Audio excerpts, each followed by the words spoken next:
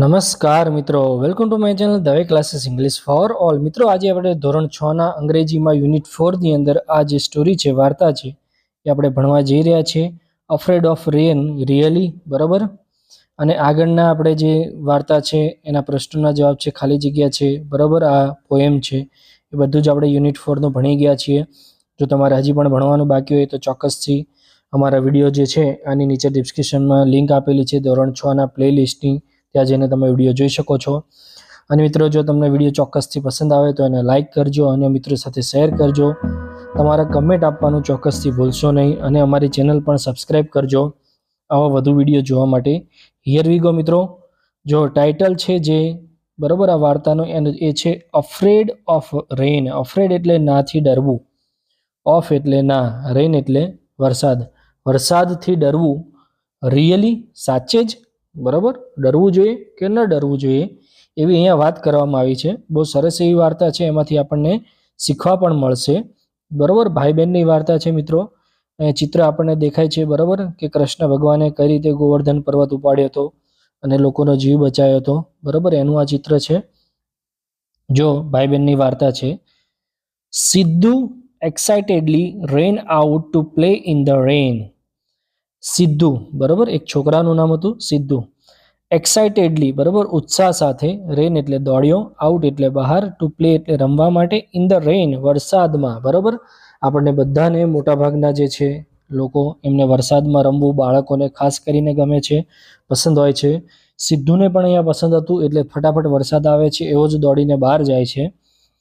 As he was enjoying the rain he looked back towards the home. As એટલે જેવી રીતે, હી એટલે તે, વોઝ એટલે હતો, એન્જોયિંગ એટલે આનંદ લઈ રહ્યો, રેન એટલે વરસાદનો, હી એટલે તેણે, લુક એટલે જોયું હતું, બેક એટલે પાછું, ટુવર્ડ્સ એટલે ની તરફ, હોમ એટલે ઘર. રમતા રમતા એણે ઘરની તરફ જોયું, એનું ઘર જે હતું ત્યાં. અને શું દેખાય છે એને જુઓ. His younger sister Deepu was hiding behind the door. His એટલે તેની, યંગર એટલે નાની, સિસ્ટર એટલે બહેન, તેની નાની બહેન જેનું નામ હતું દીપુ, વોઝ હાઇડિંગ, હાઇડિંગ એટલે સંતાઈ રહી હતી, બિહાઇન્ડ એટલે ની પાછળ, ડોર એટલે દરવાજાની, દરવાજાની પાછળ સંતાયેલી હતી તેની નાની બેન. શા માટે સંતાઈ હતી, શું કરવા સંતાઈ હતી, બરાબર, આગળ આપણે જોઈશું. He splash water towards her and call her. He એટલે સિદ્ધુએ, તેણે, સ્પ્લેશ એટલે છાંટણા નાખવા, બરાબર, પાણી લઈને આપણે કોઈની પર ઉડાડીએ છીએ ને એને સ્પ્લેશ કહેવાય. વોટર એટલે પાણી, ટુવર્ડ્સ એટલે ની તરફ, હર એટલે તેણી, એની બેન હતી એની તરફ પાણી ઉડાડ્યું. એન્ડ કોલ્ડ હર, અને કોલ એટલે બોલાવી, હર એટલે તેણીને. શું કીધું? Deepu come on, come on એટલે ચાલને મારી જોડે રમવા.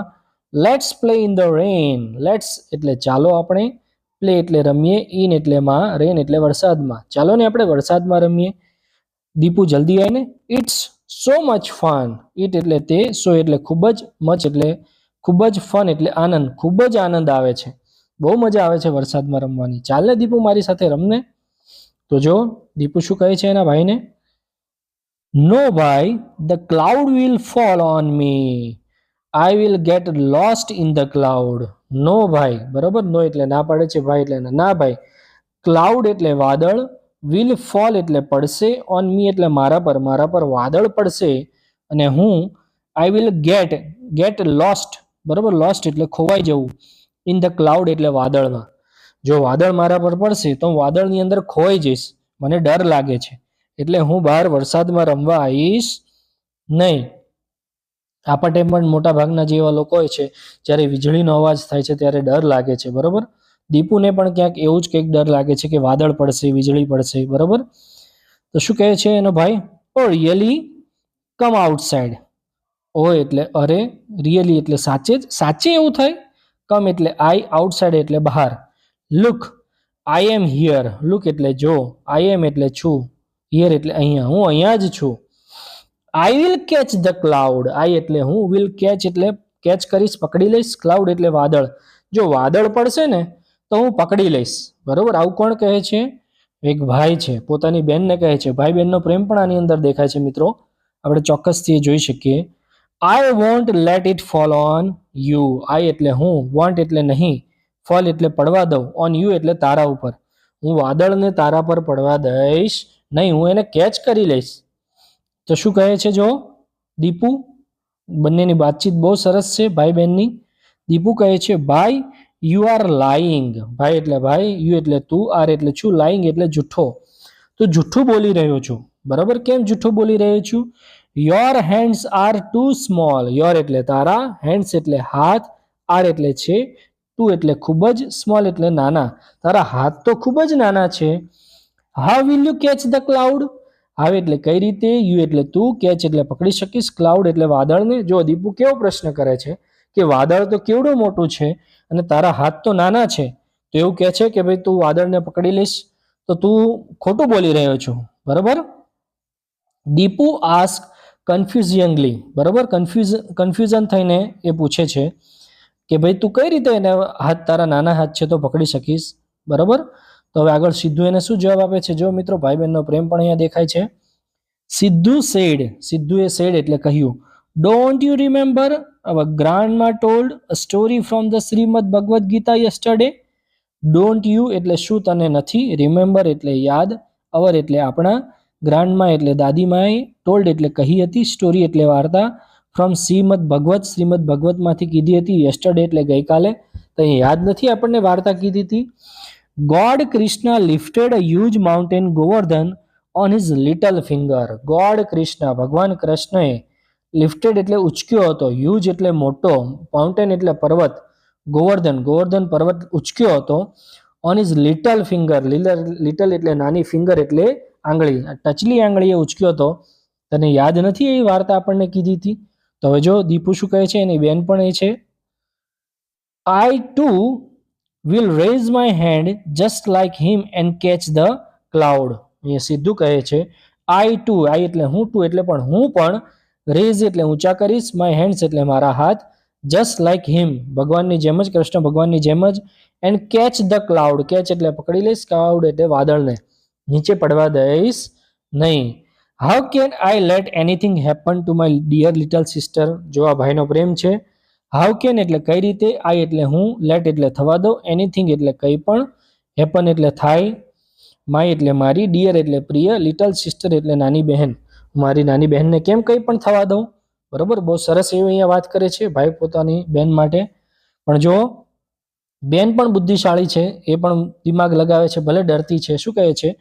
હી is the almighty God but your hands are too small. He એટલે તે, ઇઝ એટલે છે, અલમાઇટી ગોડ એ તો ભગવાન છે. કૃષ્ણ ભગવાન ટચલી આંગળીએ ગોવર્ધન પર્વત ઉપાડ્યો હતો કારણ કે એ તો ભગવાન છે. બટ પરંતુ યોર હેન્ડ્સ તારા હાથ, ટુ એટલે ખૂબ જ, સ્મોલ એટલે નાના છે. તારા હાથ તો જો ખૂબ જ નાના છે. અને હવે મિત્રો જે કહે છે, બરોબર, ભાઈ બહેનનો પ્રેમનું પ્રતીક જેની વાત કરવામાં આવે છે, રક્ષાબંધન, બરોબર, શા માટે આપણે ઉજવવામાં આવે છે એ પણ ક્યાંક અહીંયા જોવા મળે છે. તો હવે જો સિદ્ધુ શું કહે છે, ઓ ડીડન્ટ યુ ટાઈ મી અ રાખી? ઓહ, અરે, ડીડન્ટ યુ એટલે શું તે નથી, ટાઈ એટલે બાંધી, મી એટલે મને, રાખી એટલે રાખડી, તે મને રાખડી નથી બાંધી.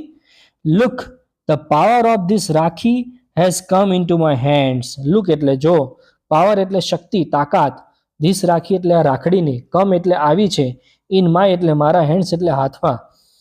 જે શક્તિ છે રાખડીની, બરોબર, એ મારા હાથમાં આવી ગઈ છે. I can protect you from falling clouds. I એટલે હું, કેન પ્રોટેક્ટ એટલે તારી રક્ષા કરી શકું છું, ફ્રોમ એટલે થી, ફોલિંગ એટલે પડતા, ક્લાઉડ એટલે વાદળ. આ રાખડીની મદદથી હું પડતા વાદળને પણ રોકી શકું છું અને તારી રક્ષા પણ કરી શકું છું. તો દીપુ કહે છે, દીપુ સેડ યસ ભાઈ, યુ આર રાઈટ. યસ એટલે હા, ભાઈ એટલે ભાઈ, યુ આર રાઈટ તું સાચો છે ભાઈ, હા મેં તને રાખડી બાંધી છે. તો હવે સિદ્ધુ શું કહે છે? Siddhu says so now come outside and let's play in the rain. Now એટલે હવે, કમ આઉટસાઇડ, કમ એટલે આવો, અહીંયા સ્પેલિંગ ઈ રહી ગયો છે કમમાં, બરોબર, પણ કમ આઉટસાઇડ વાંચશું. કમ એટલે આવું, આઉટસાઇડ એટલે બહાર, લેટ્સ એટલે ચાલ આપણે, પ્લે એટલે રમીએ, ઇન ધ રેન એટલે વરસાદની અંદર. અને જો દીપુ હવે એના ભાઈનું માને છે, એની પર વિશ્વાસ આવે છે, ભાઈ બહેનનો પ્રેમ.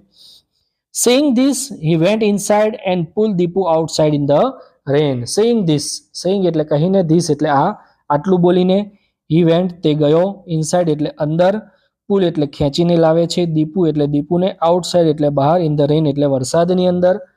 શી સ્ટૂડ ધેર, શી એટલે તેણી, સ્ટૂડ એટલે ઊભી રહી, ધેર એટલે ત્યાં. A little square for a while, little એટલે થોડું, સ્કેર એટલે ડરેલી હતી, ફોર અ વાઇલ એટલે થોડો સમય માટે. થોડા સમય માટે એને ડર લાગ્યો હતો કે કદાચ વાદળ પડશે તો.